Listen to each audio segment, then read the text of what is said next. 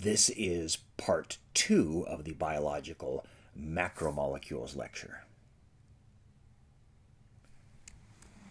Okay, the next of our macromolecule types that we're going to talk about are the protein macromolecules. And the first thing I'll mention about proteins are they are the most abundant of the 4 macromolecules in your body. Now, if I were to ask you as just kind of a review question, what is the most abundant molecule in your body, you would of course answer water. But other than water, macromolecules are the most abundant molecules in your body. So what I'm saying is, of the 4 macromolecules, proteins are the most abundant. There are more proteins in your body than there are carbohydrates, and more proteins in your body than there are lipids, and more proteins in your body than there are nucleic acids. Yeah, so think of your, other than water, think of proteins as being the major molecule that your body is built out of. Okay, so let's start talking about the molecular structure of proteins. Proteins are a macromolecule, and all macromolecules are polymers, made out of linking monomers together. For proteins, the monomers are called amino acids, which I'm going to represent by these little colored balls right here. So yeah, what I'm saying is a protein is just a polymer made out of amino acids being linked together. In other words, proteins are just chains of amino acids that have become linked together. Now, there are 20 different types of amino acids, and I'm going to represent those in my cartoons as 20 different little colored balls like this. Now, a student once said this reminded them of Skittles candy, and I guess, yeah, maybe it sort of does look like that. But anyway, in this part of the lecture, the little colored circles represent the 20 different amino acids. That's why I will use 20 different colors. Now, amino acids in real life are not little colored balls. Remember that amino acids are a type of monomer, and all monomers are small organic molecules. So you don't have to memorize the actual molecular structure of any of the amino acid monomers. But just in case you're curious, let me show you 3 of the amino acids molecular structure. So yeah, instead of showing them in this figure as little colored balls, let me show you these 3 amino acids that they actually are. And like I said, you don't have to memorize the molecular structure of amino acids. But in case you're curious, each amino acid has a nitrogen atom joined onto some carbons like you see here. And here it is. Here's the nitrogen joined onto some carbons, and a nitrogen joined onto some carbons. The part that they're showing in blue is the part that's different from one amino acid to another. So there are 20 different amino acids because there are 20 different of these parts that they're showing in blue right there. Anyway, so yeah, you don't memorize any of these the structures of the amino acids. I just want you to know that the amino acids are the monomers, the building blocks of proteins, and that there are 20 different types of amino acids. Okay, so let's. So actually, before I go on, there are 20 different types of amino acids. The average protein is 400 amino acids in length. And you might be slightly confused. You might say, well, Mr. Edens, you said there were 20 amino acids. Well, there are 20 types of amino acids, but the same amino acid can certainly be repeated within a protein. Like you look at this light green one here, it's repeated there, and looks like it's repeated there, and maybe here and here. So it's perfectly okay for a protein to have repeats of any of the 20 amino acid types. So yeah, there's no contradiction in saying that there are 20 types of amino acids, but proteins might have hundreds and hundreds of amino acids in them. So the average protein is a chain of 400 amino acids linked together. Some proteins are smaller than that. The smallest protein I've ever heard of is 8 amino acids long, and I've heard of proteins that are actually thousands of amino acids long, but the average one is 400 amino acids. Okay, so that's the molecular structure of proteins. They are polymers of amino acids linked together. What are the functions of protein macromolecules in our body? And that's a hard question to answer because proteins have many, many different functions in our body. They have many diverse functions in our body. If you get out your physiology textbook and look at the section on proteins, it might list a dozen different functions of proteins in the body. All right, so proteins have a wide range of functions in our body, but if I had to generalize, I would put it this way, that proteins are the workers in your cells. Proteins are the molecules that do tasks in your cells, that do actions in your cells. Proteins are what keep your cells running. And so I sometimes show a cartoon like this green thing here is supposed to be a cell, and you see these little worker dudes inside of it doing various jobs. And so, yeah, if that's the way you think of proteins, they are the workers inside your cell. They do actions. They do the tasks and actions that keep your cell functioning. Okay, so that being said, let's be a little bit more specific about exactly what are these tasks and actions that proteins do. Well, like I said, there's lots of different functions of proteins, but the four major types of proteins, the four protein tasks, so to speak, that we're going to talk about are going to be called enzymes. So enzyme proteins have a certain type of task that we'll talk about. Receptor proteins, channel proteins, and fibrous proteins are the four major protein types that we're going to be talking about. We will start off by talking about the enzyme proteins. Okay, so remember I told you to think of proteins as being the macromolecules that do tasks, that do actions inside your cells. And so you picture the proteins as being like the workers inside your cells. Matter of fact, I sometimes say think of each cell as like a factory, and the proteins are the molecules inside the cell that are, like the factory workers that do the actions that keep the factory operating. Okay, so in a real life factory, raw materials come into the factory, things like sheet metal and wood and nuts and bolts. And then the workers of the factory grab hold of those raw materials and make changes on them, bolt them together and weld them together to make more useful products like TV sets and cars and things. Okay, so the enzyme proteins are like those factory workers that grab hold of substances and change them to make them into more useful substances.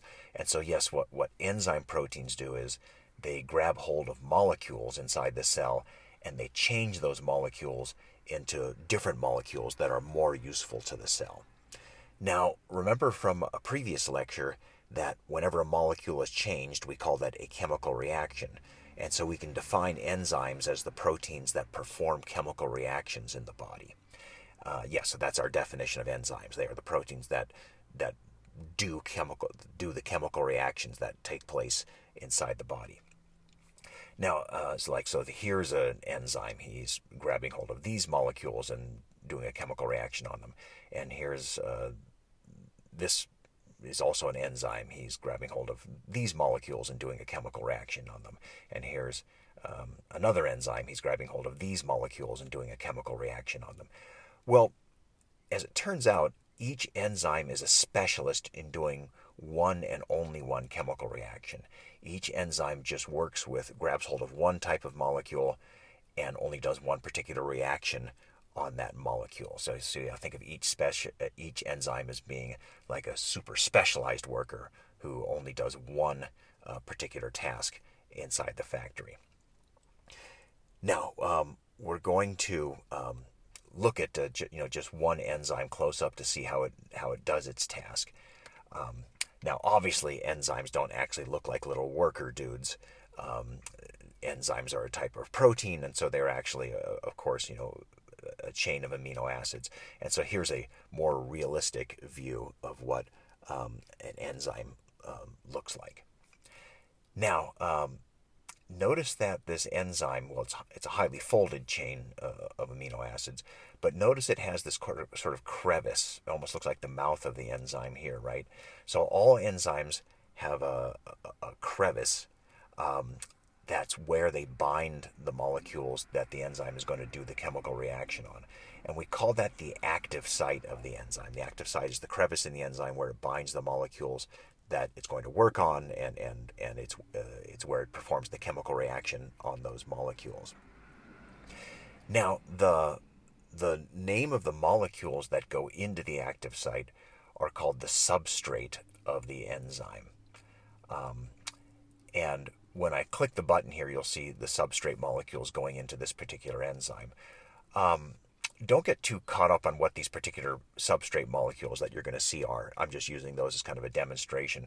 The important point is that the substrate molecules fit into the active site perfectly. And what I mean by that is the active site is shaped to accept only the substrate molecule that the enzyme is supposed to work with. That's what allows each enzyme to be a specialist in just working with one particular type of substrate molecule, is that the active site of the enzyme is shaped to only fit the substrate molecule that the enzyme is supposed to be working with.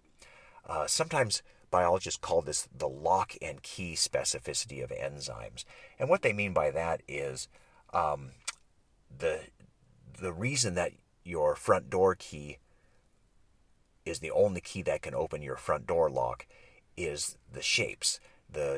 Your front door key has some little hills and valleys cut into it, and the keyhole in your front door lock is like the active site. It's perfectly shaped to exactly match the shape of your key, and so that's why your key is the only thing that will fit into your front door lock and open your front door lock. Yeah, so what I'm saying is the active site of each enzyme is exactly shaped to fit just the substrate molecule that the enzyme is supposed to be working with, and so that's what allows each enzyme to be a specialist in just doing one particular chemical reaction. Okay, so that being said, now let's bring in the particular substrate molecules for this enzyme.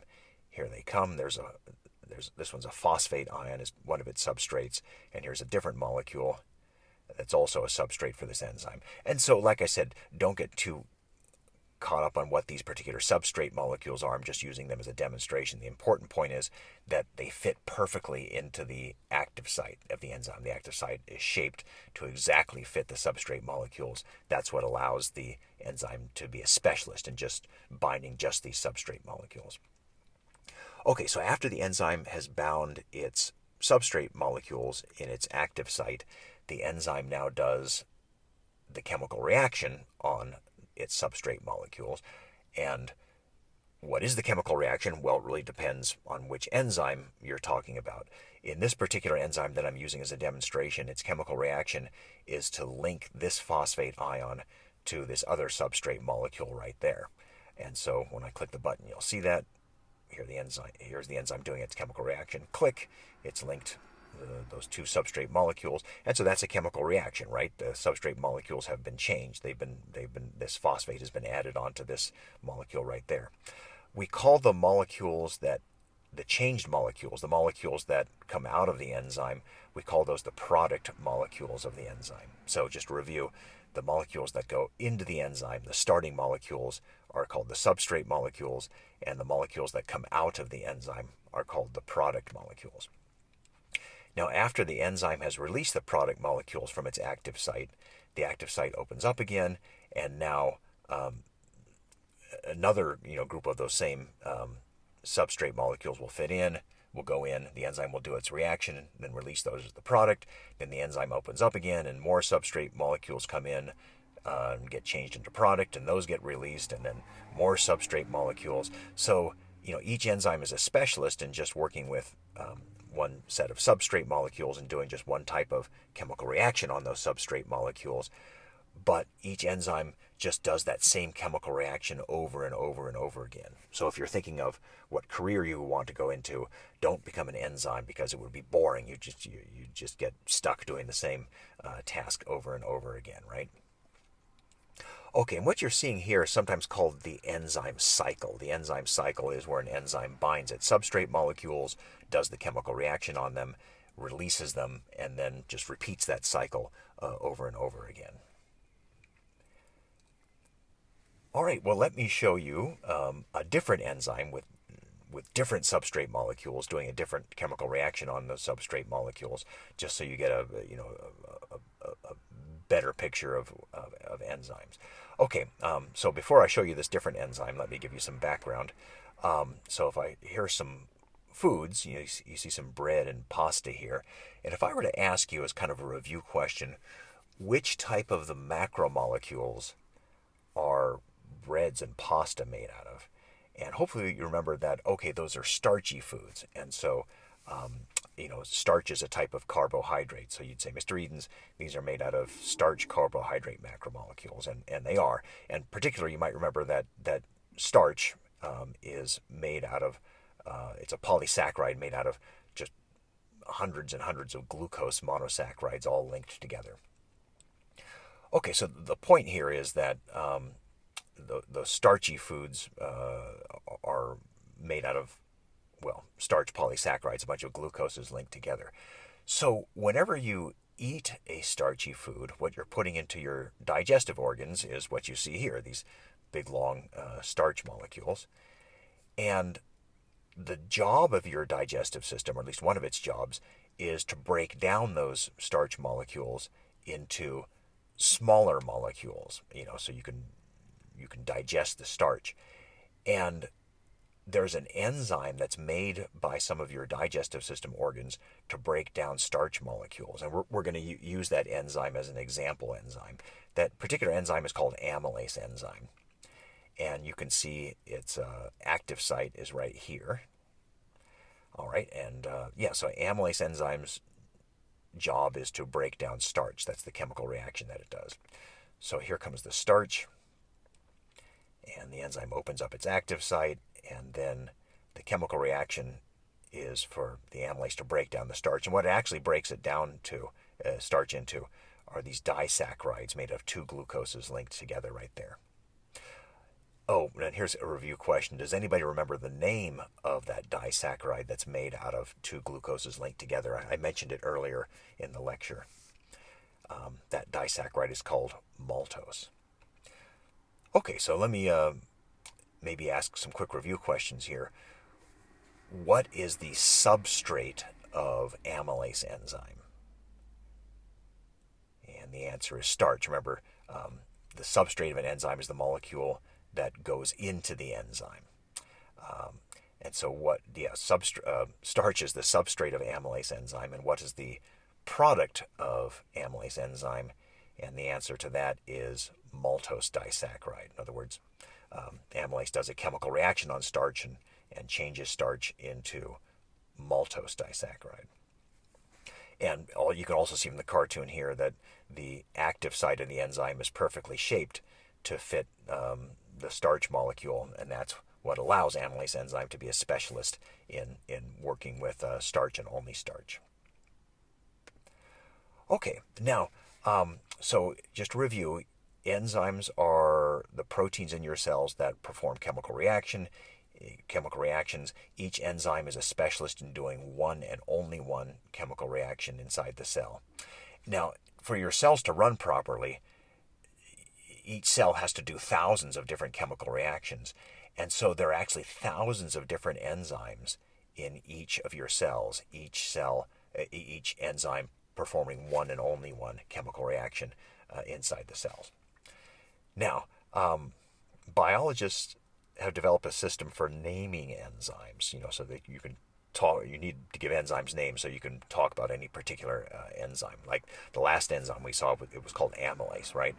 Well, here's how this system works for naming enzymes. Enzymes are named for the substrate that they work on. The molecule that goes into the enzyme is part of the enzyme's name. And then they add ACE to the end of the substrate's name to give the enzyme its name. And let me give an example here. There's a certain enzyme whose substrate are lipids, and so they call that enzyme lipase. The lip part is because the enzyme substrate is lipids, and the ACE is just that all enzyme names end in ACE. And there's a enzyme whose substrate is maltose, that glucose disaccharide that we just saw, and the enzyme whose substrate is maltose they call maltase. And there's an enzyme whose substrate is something called a ribonucleic acid, and that enzyme's name is ribonuclease. So just to review this system they use for naming enzymes, the first part of the enzyme's name is the substrate that the enzyme works on, and the second part of the enzyme name is always ACE, A-S-E. So in this class, anytime you hear of a molecule whose last name is ACE, you should say that's going to be an enzyme, because ASE is is the last three letters that they use. It means enzyme.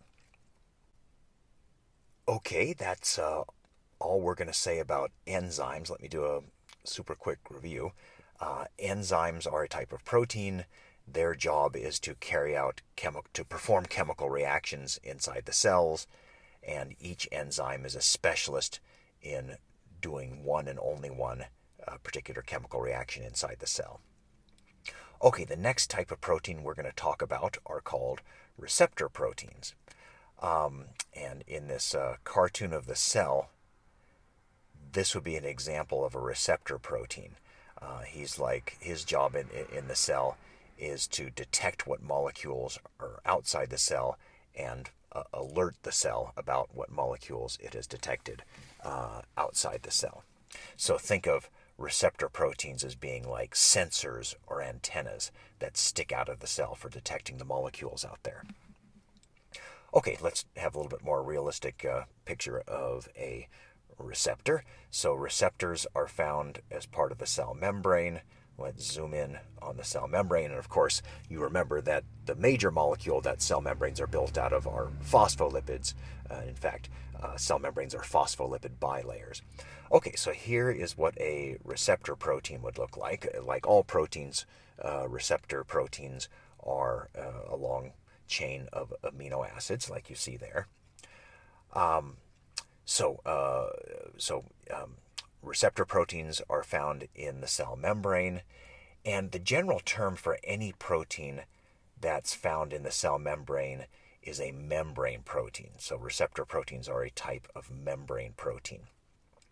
Now notice that the receptor protein has a part that sticks out of the cell. We call that the extracellular domain of the receptor protein. Extracellular means outside the cell. Receptor proteins also have a part down here that sticks down into the interior of the cell. We call that the intracellular domain of the receptor protein. Intracellular means in the cell.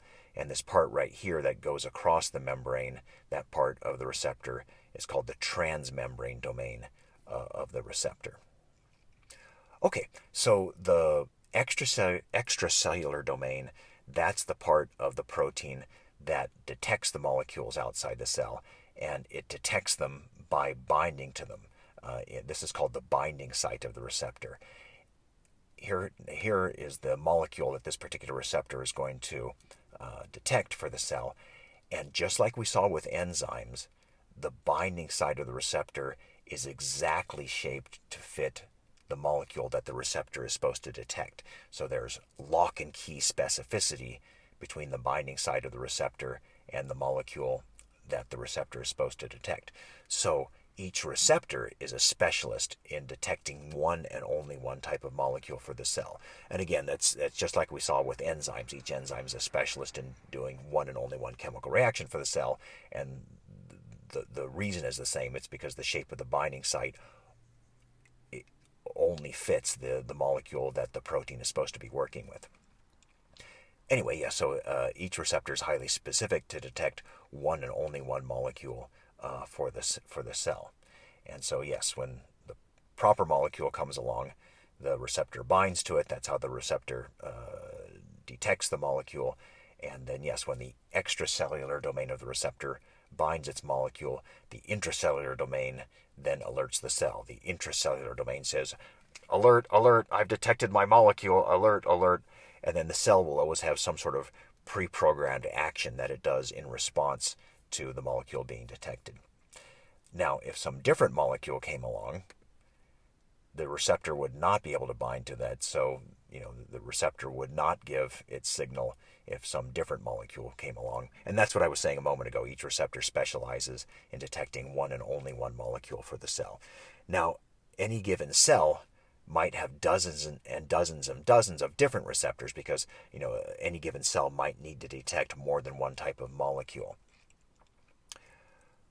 Okay, so when like I was saying, when a receptor does detect its molecule, the intracellular domain of the receptor signals the cell, hey, I've detected my molecule, alert, alert, I've detected my molecule. And then the cell has some sort of pre-programmed response that it does when the molecule is detected. Now, what exactly is that pre-programmed response? Well, it really depends on what molecule has been detected and the type of cell that you're talking about. But let me give you a couple of examples of receptors detecting molecules and what the pre-programmed response of the cell is. Okay, here's one example. On the surface of your tongue are some cells that we can call taste bud cells. And the taste bud cells, like you see in green here, have receptors for detecting the different types of molecules in your food. That's how you can tell whether the food is sweet tasting or salty tasting or bitter tasting or whatever. And so let's say on this particular type of cell, taste bud cell, it has a receptor for sugars. So if you eat a meal that has lots of sugars in it, like glucose sugar, some of those sugar molecules from your food will be bound by this sugar receptor in this particular taste bud cell. Here in the extracellular domain, the sugar gets bound, and then the intracellular domain says to the taste bud cell, alert, alert, I've detected sugar. And so the pre-programmed response for a taste bud cell when it binds a sugar molecule is to send a nerve signal to your brain, and that makes sense because your awareness, your consciousness resides in your brain, and so taste bud cells have to send a nerve signal to your brain so that you can experience the sweetness, so you can taste the sweetness of the foods that you eat. Anyway, this is an example of a specific type of receptor, in this case a sugar receptor, and the pre-programmed response when it binds it, when the taste bud cell binds it, is to send a nerve signal to the brain. Let me give you a different example of a different cell type with a different receptor. We can call the cells that are part of your bones bone cells, which you see here, and bone cells have receptors for a type of hormone called growth hormone, which is what this kind of grayish shape is supposed to be. And so when growth hormone comes along, the growth hormone receptor binds it. Here's the binding site right there, and it fits exactly in, just like we know binding sites do. They exactly bind the molecule that they're supposed to bind. And so then the intracellular domain of this growth hormone receptor says to the bone cell, alert, alert, I've detected growth hormone, alert. And then the pre-programmed response of the bone cell is to make the bone grow to a larger size. I guess that makes sense from the name growth hormone, right? Anyway, so yeah, that's the pre-programmed response of bone cells when their growth hormone receptors detect growth hormone. Okay, so here's this cartoon again of a receptor, and here's the molecule that the receptor is supposed to bind. It fits right into the binding site, and then here in the extracellular domain, then the intracellular domain alerts the cell that the molecule has been bound. Now, under normal circumstances in the body, the molecule that the receptor detects is a molecule that the body itself has made. Typically a hormone is a good example of a molecule that receptors in your body bind. And so yeah, the typical molecule that a receptor binds, the usual molecule, is a molecule that the body itself makes. And the reason I'm mentioning that is sometimes an exogenous molecule will fit into a receptor's binding site. And exogenous means from outside the body. And so, yeah, sometimes molecules come into our body from the outside, things like drug molecules or perhaps molecules from bacteria or plants or molecules from animal venoms. These come inside our body. And sometimes these molecules that come into the body from the outside, these exogenous molecules, happen to be very similar in shape to these molecules that are made inside our body that fit into a receptor's binding site. And so if that's the case, if the exogenous molecules are almost the same shape as the molecule in the body that's supposed to be fitting in the receptor, these molecules from outside the body can bind to our receptor's binding sites. And you might say, well, what happens then if one of these exogenous molecules, like a drug or a bacterial toxin or something like that, or an animal venom, gets into our receptors? Well, what can happen then, two different things. Some of these molecules are called antagonists, and some of these exogenous molecules are called agonists of the receptor.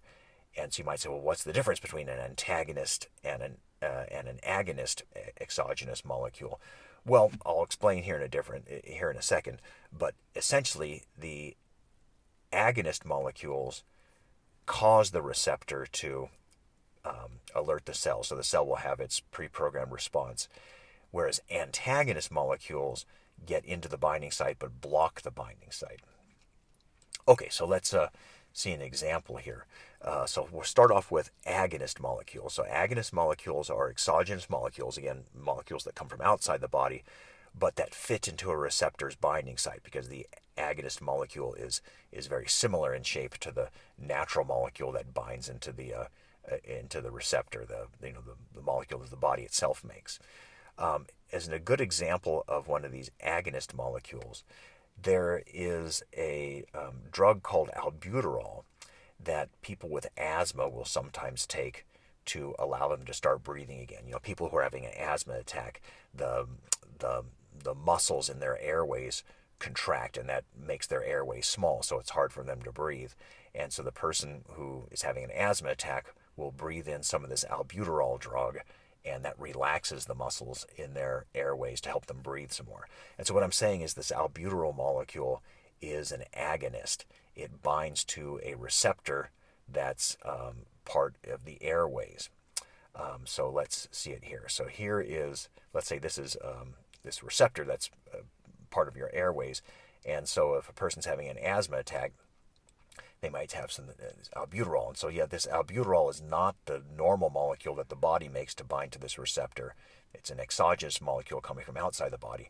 But its shape is so close to the natural molecule that the body makes that it fits into this particular receptor.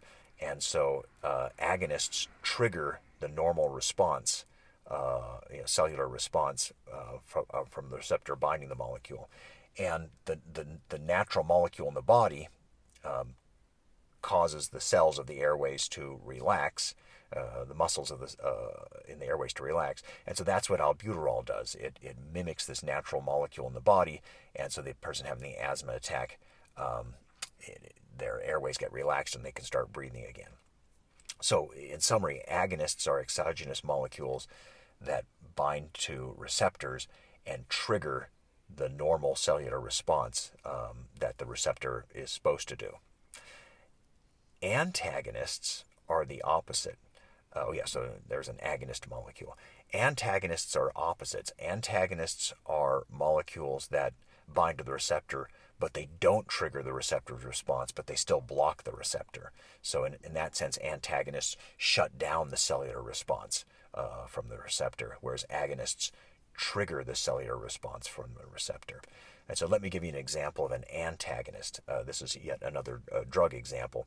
There's a drug called Benadryl, and people take this drug if they're having an allergy attack, like they have a running nose, for example, and it takes away the symptoms.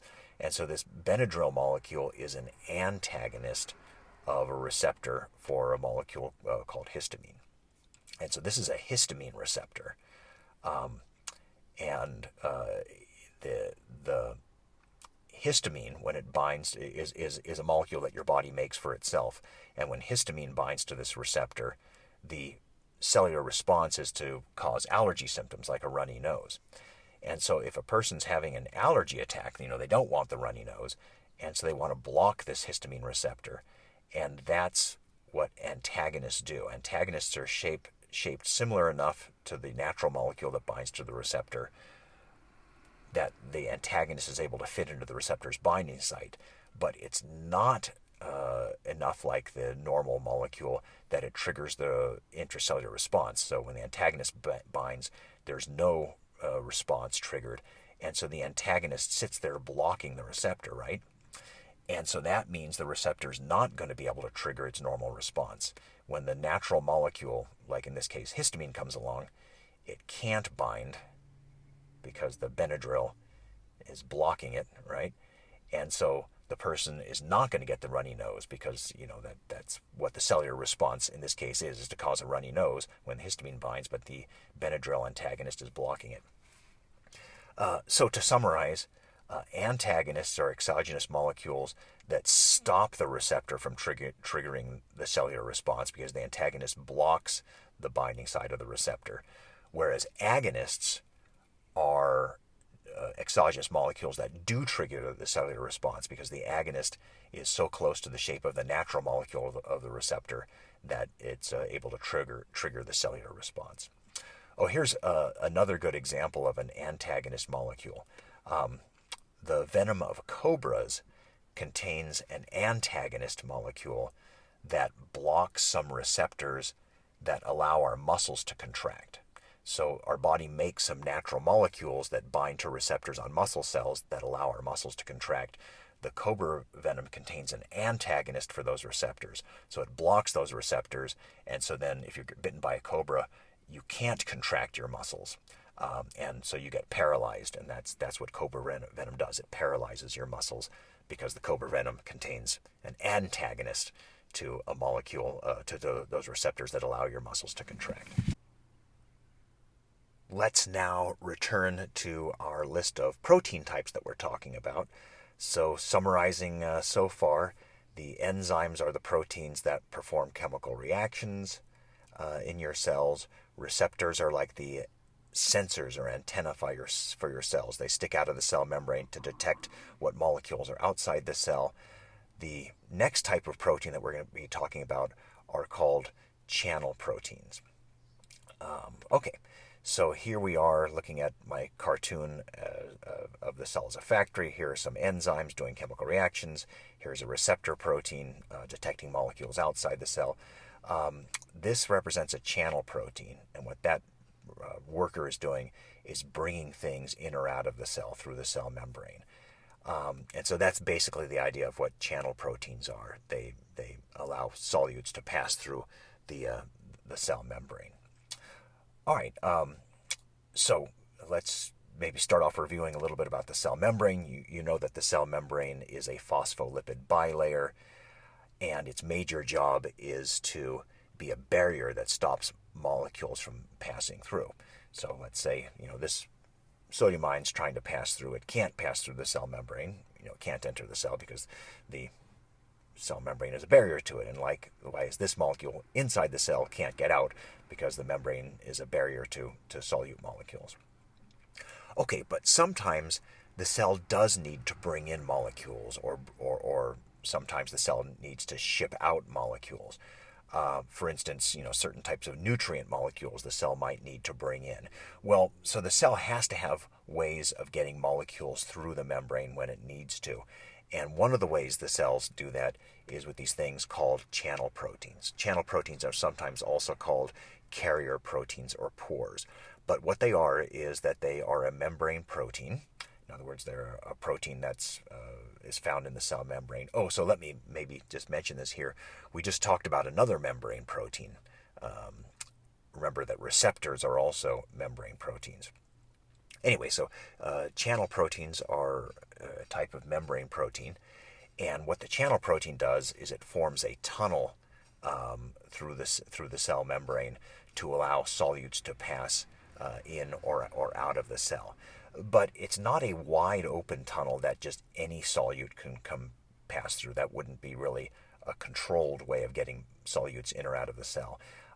Each channel protein has a binding site, and just like we saw with enzymes and receptors, the binding site is exactly shaped to fit just the molecule that this particular channel protein is supposed to be transporting. So each channel protein is highly specific to transport one and only one solute molecule type through the cell membrane. Now, let me give you an example. In this particular channel protein, it's a sodium ion channel. And so this channel protein's binding site fits sodium ions and only sodium ions. And so when the sodium ion binds, it's able to pass into the cell. If some other molecule came along, let's say this glucose molecule, that's not the right molecule for this particular channel protein, so it would not be able to bind to this channel protein's binding site, and so the glucose could not be transported through this channel protein. Now, maybe the cell wants to bring in that glucose. That's fine. That would just mean that the cell would have to have a glucose channel protein to bring in glucose molecules. Okay, yeah, so the job of channel proteins is to bring solutes in or out of the cell through the cell membrane, and each channel protein is a specialist in bringing in one and only one type of solute molecule. So a cell might have dozens and dozens of different channel proteins in its membrane, because any given cell might need to bring in or out dozens and dozens of different types of molecules. Okay, well, so getting back to our descriptions of proteins, channel proteins, their job is to bring molecules in or out of the cell through the cell membrane. Receptor proteins detect molecules outside the cell, and enzymes perform chemical reactions in the cell. Now notice that all of the protein types that we've talked about so far, enzymes and receptors and channel proteins, they all have binding sites, right, where they can bind to the molecule they're supposed to be working with. And, those binding sites always had lock and key specificity. In all these proteins we've talked about so far, the binding site was exactly shaped to fit just the molecule the protein was supposed to be working with. Well, the reason I'm reviewing that for you is that the last type of proteins we're going to be talking about, the fibrous proteins, are different. Fibrous proteins, they don't have a binding site. Their job is not to bind to any molecules and change those molecules or transport those molecules or anything. Fibrous proteins are different from the other three in that way. So you might say, well, what do fibrous proteins do then, if they don't really bind to other molecules? Well, the short answer is this. Fibrous proteins are rope-like proteins that provide strength and framework to tissues. So here's a pretty good cartoon of a fibrous protein. So notice that it's not highly folded the way we saw enzymes and receptors and channel proteins, because the fibrous proteins don't really have a binding site. Their job is, to be a type of protein that provides strength and framework to your tissues. And let me kind of elaborate on that concept with an analogy. When they build concrete structures like freeway overpasses or office buildings, most of the material they build it out is the concrete, which you see in white here. But what they do is they embed these strong pieces of steel called reinforcing bars or rebars. They embed these rebars within the concrete because that makes the concrete stronger and gives the concrete framework, so to speak. Well, think of the concrete as the tissues of your body, and the rebars are the fibrous proteins. So fibrous proteins are proteins that are embedded within the tissues of your body that give those tissues more strength and more framework. So here's a microscopic view of a tissue in your body. The little black shapes are the cells of the tissue, like there, and there. Those are the cells. But notice that between the cells you have these red proteins and these black proteins crisscrossing between the cells. So those are fibrous proteins. They crisscross between the cells of the tissue, to strengthen and give the tissue framework. Now, there are several types of these fibrous proteins, and I want to talk about three examples of these fibrous proteins. Collagen, elastin, and keratin are the fibrous proteins that I'm going to use as examples. Let's start off with collagen fibrous proteins. In this microscopic view of the tissue that you see, the red proteins that you see are the collagen proteins. And so collagen proteins are a type of fibrous protein that's very strong and tough and leathery. When you think of collagen proteins, think of something that's like a strap of leather, a strong, tough strap of leather within the tissue. And so the more collagen proteins a tissue has, the stronger and tougher and more leathery that tissue is going to be. And you find collagen actually in many different tissues throughout the body, but the tissues in your body that have the most collagen are things called tendons and ligaments. And let me tell you what those are. if you look at this picture here, you see some person's muscles here, and notice the muscles attached to the bones. And see this little gray thing they have here and up here? Those little gray things are called tendons. Tendons attach muscles to bones, and tendons have to be very, very strong and tough structures because, your muscles might generate hundreds of pounds of force, and that hundreds of pounds of force has to be transmitted from the muscle to the bone by way of these little tendons. And so you want a tough tissue that's not going to tear. So that's why your body makes tendons out of almost pure collagen. And this diagram does not show any ligaments, but ligaments are a lot like tendons, but ligaments link bone to bone instead of muscle to bone. So if they did show the ligaments, you'd see they would look like those little gray structures just like the tendons, but linking bone to bone. Okay, so to recap, collagen is a very tough, leathery, fibrous protein that you find in many tissues throughout the body. The next fibrous protein we're going to talk about is called elastin. And in this diagram, the small little black proteins, the thin little black proteins that you see between the cells, those are elastin fibrous proteins. So elastins proteins are not as strong as collagens, but elastins are more stretchable than collagens. That's their power, so to speak, is they're rubber band-like, they're stretchable. So the more elastin proteins a tissue has, the more stretchable that tissue is going to be. And so let me give you some examples of organs in your body that are stretchable because they have a lot of elastin in them. So your bladder is a good example. Here's her bladder. The bladder has to be made out of a stretchable tissue because as urine fills up your bladder, the bladder has to be able to stretch to a larger size. So there's a lot of elastin in the walls of your bladder tissues. And blood vessels are another good example. Blood vessels have to be able to stretch. Every time the heart beats, it pumps blood into your blood vessels. So those blood vessels have to be able to flex outward when your heart beats. So the walls of your blood vessels also have a lot of this elastin protein in them. And your lungs are a good example. When you inspire, when you breathe in, your lungs have to be able to stretch to a larger size. So the walls of your lungs have a lot of this elastin protein in their tissues. And the last example of a fibrous protein I want to mention is a protein called keratin. Keratin is a hard fibrous protein, and it's abundant in structures towards the outside of your body, like the hair is mostly made out of keratin protein, and your fingernails and toenails are also made out of keratin protein. And at least the outer layer of your skin is also made out of keratin protein. So yeah, keratin, a hard and fibrous, fibrous protein that's found mostly in structures on the outside of your body, like your nails and your hair and the outer part of your skin. And incidentally, it's not just in human beings.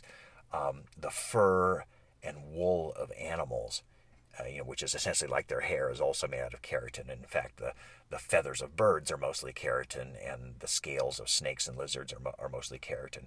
And the claws and hooves of animals, which are like our fingernails, right, are also made out of keratin. That brings us to the end of our discussion of the protein macromolecules. Just to do a very brief summary of those, proteins are polymers of amino acids. In other words, amino acids are the monomers, the building blocks of proteins. And proteins have many different functions inside our body, but the four major proteins are enzymes, receptors, channel proteins, and fibrous proteins. Okay, and that brings us to the fourth and last of the macromolecule types, the nucleic acids. Okay, so if you look at the lecture handout, it tells you that nucleic acids are polymers of nucleotide monomers. In other words, nucleotides are the monomers, the building block molecules of nucleic acids. And so I'm going to use these little blue shapes here to represent nucleotides. So a nucleic acid is just a polymer of nucleotides. It's just a nucleic acid is just a bunch of nucleotides that have become all linked together into a chain. Sometimes they call this a strand to mean a nucleic acid, a bunch of nucleotides all linked together. Now, incidentally, in this cartoon that I'm just showing you here, I'm showing each nucleotide as a small little blue circle, and I'm just doing that to simplify. Just like all monomers, nucleotides are small organic molecules, but you don't have to know the structure of nucleotides, and so that's why I'm just showing it as a simple little blue circle. Okay, anyway, so nucleic acids are polymers of nucleotides. Now, there are two types of nucleic acids that are found in the body, and these are called DNA and RNA. And incidentally, the Na part of both those names stands for nucleic acids because that's what they are. They're both nucleic acids. Oh, and incidentally, where does the term nucleic acid come from? Nucleic acids were first discovered in the nucleus of the cell, and anyway, that's where nucleic comes from. Okay, so of these two types of nucleic acids, I'm sure you've heard of DNA. And so let me talk just a little bit about DNA, then we'll talk about RNA. So one of the things that you may have heard about DNA is that it's a double helix. And what does that mean? Well, helix means a corkscrew shape. And they say DNA is a double helix because the DNA in your cells is actually made out of two DNA strands intertwined around each other in a helix shape. And so, yeah, all the DNA in your cells is actually in this double form called a double helix. Another thing you may have heard about DNA is that it's the molecules that your chromosomes are made out of. The chromosomes are these thread-like structures that you can see inside the nucleus of the cell. And yes, each chromosome is made out of one very long piece of double-stranded DNA. Okay, so that's the structure of DNA molecules. Each DNA molecule is a double helix in shape, and each chromosome is a very long piece of double helix DNA. But what is the function of the DNA nucleic acids? Well, genes. The genes are made out of DNA, and your DNA is your genes.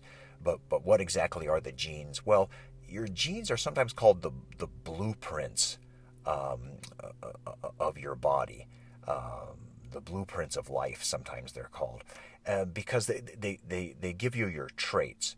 And so, for example, one of your traits is the color of your eyes.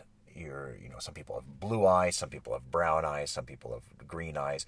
The color of your eyes is given to you by your genes.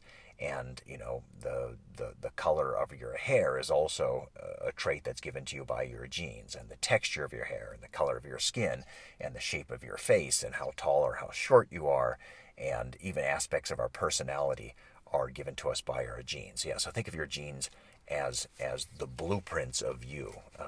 Your genes give you your traits. Now, how exactly do your genes give you your traits? And the short answer is each gene is a recipe for one of your proteins. And so let me explain that in a little bit more detail. So remember from our earlier discussions that proteins are the molecules in your cells that actually perform functions, that carry out the tasks that keep each cell running.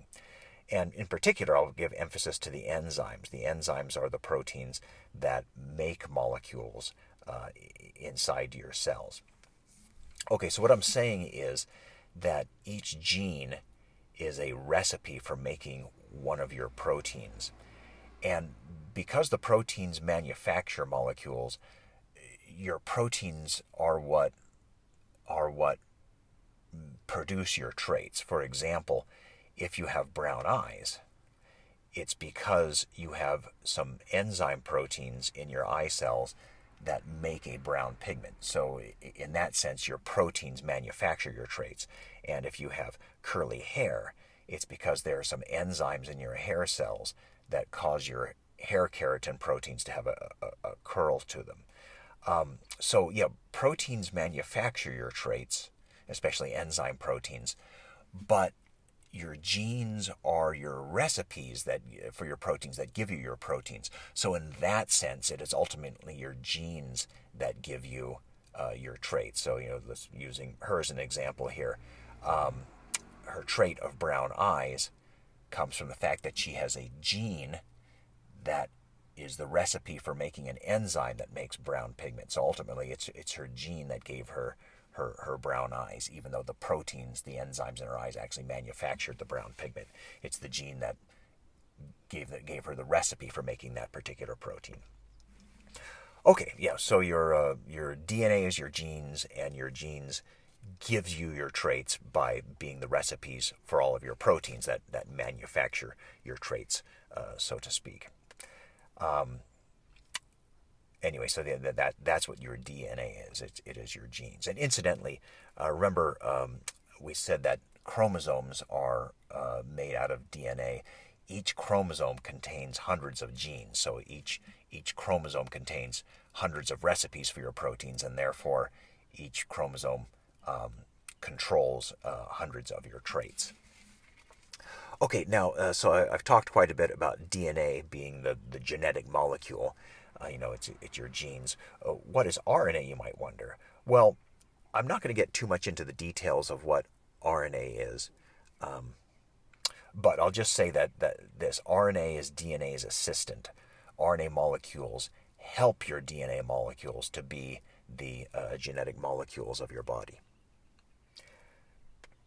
Okay, so just to review about nucleic acids, a nucleic acid is a polymer of nucleotide monomers. A nucleic acid is just a bunch of nucleotide monomers all linked together. And yeah, there are two types of nucleic acids, DNA and RNA.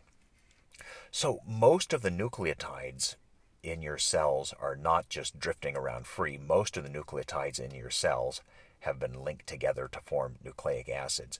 But there's one special type of nucleotide which does not get linked to any other nucleotide. There's one special type of nucleotide that stays unlinked. It just sort of floats around free by itself inside your cells.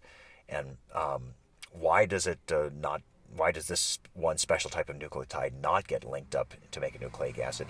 Well, it's because it has a special role in your cells to provide energy to the proteins. And so let me talk about that one special nucleotide. The special nucleotide that I'm talking about is called Adenosine Triphosphate, or ATP for short. ATP is an RNA nucleotide. It's one of the nucleotides of RNA nucleic acids. And you don't have to memorize the entire structure of the ATP molecule that's shown here, except for this one part.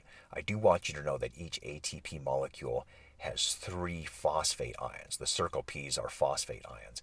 Each ATP molecule has 3 phosphate ions as sort of a tail to the molecule, like you see there. Okay, so if you look at the lecture handout, it tells you that each ATP molecule is a high energy molecule inside the cell, and the job of ATP molecules is to provide energy to your proteins as the proteins perform tasks inside your cells. Okay, so getting back to this picture of the cell as sort of a factory. Again, remember that the proteins are the workers in the cell that perform all the tasks, all the actions that keep the cell running. And not all proteins need energy to perform their tasks, but some proteins need energy to perform their tasks. And that's what ATP is. The cell has a lot of ATP floating around inside of it so that it's available. The ATP is a high energy molecule, so the cell has a lot of ATP floating around inside so that any protein that does need energy to perform its task can get that energy from the ATP molecules. And so in a sense, real workers in a factory, might need some energy to perform their task. And so the factory owner might put energy drinks around all over the factory, right? So in a way, think of ATP is like, what are some energy drinks? Red Bull and Rockstar and Monster and stuff like that. Think of ATP as each ATP molecule as being like a can of energy drink. And so that any protein that needs energy can just grab a nearby ATP and get energy from the ATP to perform so the protein can perform its task. And so here we see some, these proteins are consuming the ATPs so that these proteins can do their tasks.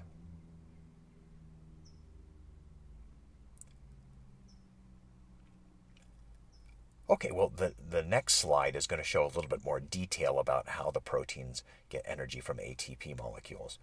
So here's ATP again, and remember, the only part of its structure that I do want you to know is that each ATP has a tail of 3 phosphates. Now, so think of each ATP molecule as a high energy molecule. There's just a lot of energy inside each ATP. And so I'm going to sort of, in an analogous way, represent this ATP as like a charged up battery. A charged up battery is just full of energy. And so that's like an ATP molecule. Now, interestingly, see this last phosphate here on the ATP? That last phosphate serves as kind of a cork that keeps the energy bottled up inside the ATP molecule. All right, so think of it, so kind of wrap your mind around that. That last phosphate is what keeps the energy bottled up inside the ATP molecule. So remember, the job of ATP is to provide proteins with energy. And so when a protein in a cell needs energy, it just grabs hold of an ATP molecule. And to get that energy, the protein has to break off that last phosphate, right? That's what you see has happened down here, because that releases the energy from the molecule when that last phosphate is broken off. And that's what allows the protein to get the energy. So when a protein needs energy, it binds to an ATP molecule, then the protein tears off that last phosphate, and then the protein gets the energy out of the ATP molecule. And so what's left over then is now the ATP with that last phosphate broken off, and we call that molecule adenosine diphosphate, ADP. Diphosphate means 2 phosphates because that's all the molecule has now. And the unattached phosphate is sometimes called P subscript I. People say PI for short. It stands for inorganic phosphate. It just means a phosphate that's not attached to any molecule. Good. So when a protein gets energy out of ATP, the protein grabs the ATP, gets the energy out of the ATP by breaking off this last phosphate, and what's left over now is ADP and PI, just an unattached phosphate. And those are low energy molecules. ADP and PI have now had the energy released from them, and so think of them as like a worn out battery, a used battery, so to speak. There's no more energy in them. Okay, so the proteins in your cells are constantly using ATPs for energy, and so if there were no way to restore the ATP supply, to recharge the ATP supply, your cells would quickly run out of ATPs, and then your proteins would stop because they wouldn't have any energy, and then your cells would essentially die from lack of energy. And so the cell has to have a way of recharging the ATP supply. Your cell has to have a way of reattaching that last phosphate to the ADP to restore it to ATP, so that cells can keep having energy to keep functioning. But from experience that it takes energy to recharge a dead battery back up to an energy-filled battery. So it takes energy for the cell to recharge the ADPs into ATP. In other words, it takes energy for the cell to reattach that last phosphate to recharge the ATP supply. And so where does that energy come from for the cell to recharge its ATP supply? The answer is glucose. Remember, glucose is a type of carbohydrate. It's a monosaccharide. It's your blood sugar. And so earlier in this lecture, when I was telling you about carbohydrates and glucose, I told you that cells take in glucose for energy. I told you glucose is the favorite energy fuel that your cells use. And so that's still true, but now I'm giving you a little bit more details about it. Cells take in glucose for energy, but what they do with that glucose energy is they use that glucose energy to recharge the ATP supply, and then the ATP molecule energy is what actually powers the enzymes that are running your cell. cells. So just to summarize that, glucose comes into the cells use the glucose energy to recharge their ATP supply, and the ATP then is the power source that keeps the enzymes and other proteins in your cells running. Okay, well, that is the end of this lecture on the 4 macromolecules. And just to do a super brief summary, these macromolecules are really large molecules found in your cells. Well, they're found in all living things, not just humans, but these 4 macromolecules are really large molecules found in all living things, including the human body. There are 4 types of macromolecules: carbohydrates, proteins, lipids, and nucleic acids. Each macromolecule is a polymer, meaning it's built out of some smaller molecules that we can call the monomers that are all linked together into a chain. For carbohydrates, their monomers are monosaccharides. For proteins, their monomers are amino acids. For most lipids, their monomers are fatty acids and glycerol. And for nucleic acids, their monomers are called nucleotides. Okay, that's the end of this macromolecules lecture. Thank you for paying attention. As always, I recommend that you now do the online review questions for this lecture, and I will see you in the next lecture.